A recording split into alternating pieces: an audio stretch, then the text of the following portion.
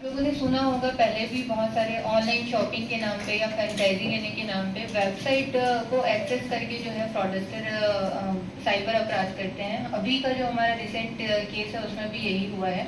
एक फर्जी वेबसाइट जो है विक्टिम ने उसमें एक्सेस कर लिया था और फिर वहाँ से जो भी कम्युनिकेशन हुआ वो सभी फेक था और इस दौरान उसके साथ जो है मतलब 11-11.5 लाख रुपए की ठगी हुई है। तो जनरली हमको जो इम्पोर्टेंट चीज़ है इस टाइप की ठगी से बचने के लिए वो ये है कि वेबसाइट को कैसे चेक किया जाए। तो कभी भी आप जब ब्राउज़र में जाते हैं तो वेबसाइट को जैसे ही आप सर्च में ब्राउजिंग के लिए डालते हैं तो ऊपर में एड्रेस बार आता है। मोबाइल में जनरली जैसे एप्पल फ़ोन है तो नीचे में आता है या एंड्रॉयड फ़ोन है तो ऊपर पे आता है। उस एड्रेस बार में आप लोग को जो ध्यान देना है वो ये रहता है कि HTTPS लिखा है कि नहीं। HTTPS क्या है, वो सेफ ब्राउजिंग एड्रेस है, तो वहाँ पे उस चीज़ को ध्यान देना है। दूसरा जो आपका एड्रेस बार है, जैसे नॉर्मल आप कंप्यूटर सिस्टम में जब किसी भी चीज़ को सर्च करते हैं, ब्राउजिंग करते हैं, जो साइट ओपन होता है उसके साइड में ग्रीन लॉक का साइन बना होता है। मान लीजिए अगर वो वेबसाइट जेन्युइन नहीं है तो खुद जो मतलब आपका जो ब्राउजिंग इंजन है वो ये बता देता है कि वो वेबसाइट हो सकता है कि फेक हो, तो वो उसका एक अलार्मिंग साइन रहता है। एक्सक्लेमेटरी या तो येलो साइन रहेगा या तो लॉक में कट लगा होगा या अनसिक्योर का कुछ भी रेड क्रॉस टाइप का एक साइन बना रहता है, तो ये एक चीज़ ध्यान देंगे। इसके अलावा जो वेबसाइट बनती है वो क्या करते हैं, जो जेन्युइन वेबसाइट रहता है उसका नकल किया जाता है, तो आप इस चीज़ को भी ध्यान देते हैं। कई बार क्या होता है, ग्रामेटिकल मिस्टेक्स होते हैं।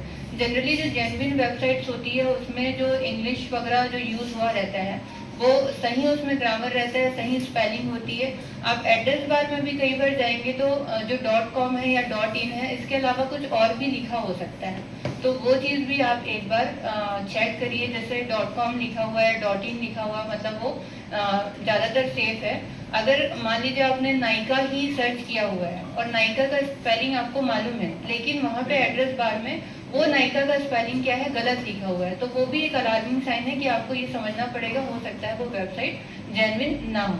इसके अलावा जो whois.com करके एक मतलब ब्राउजिंग मतलब एप्लीकेशन है समझिए, उसमें आप डालेंगे तो आपको जो पर्टिकुलर जिस एड्रेस को आप सर्च कर रहे हैं, जो डोमेन है जिसमें आप जिसको सर्च कर रहे हैं, उसके बारे में, उसकी जेन्युइनिटी के बारे में, कितने टाइम तक वो ऑपरेट हुआ है, इन सब के संबंध में जानकारी मिल जाती है। तो जैसे कोई मान लीजिए वेबसाइट नया नया आया है तो उसका रजिस्ट्रेशन वगैरह डेट दिखा देता है, वहाँ से भी क्लियर हो सकता है कि ये जो वेबसाइट है वो अभी बनी है। तो हो सकता है क्योंकि कंपनी तो पुरानी है, अचानक से नई वेबसाइट क्यों बनाएंगे, कंपनी की जो वेबसाइट भी है वो भी पुरानी ही होगी, तो वहाँ पे भी आप एक बार ध्यान दे सकते हैं।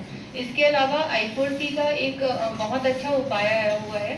आप जब cybercrime.gov.in में जाएंगे, मान लीजिए आपको किसी फर्जी वेबसाइट या किसी ऐसी वेबसाइट है जिसको आपको लग रहा है कि ये सस्पिशियस है, तो आप उसका मतलब शिकायत वहाँ पे दर्ज कर सकते हैं या आप वहाँ पे चेक भी कर सकते हैं। तो कभी भी आपको लगे कि ये वेबसाइट जेन्युइन नहीं है तो आप cybercrime.gov.in में जाइए, वहाँ पे आपका जो एड्रेस आया हुआ है उसको आप वहाँ पे अपलोड कर दीजिए, तो आपको वहाँ से भी जानकारी मिल जाएगी।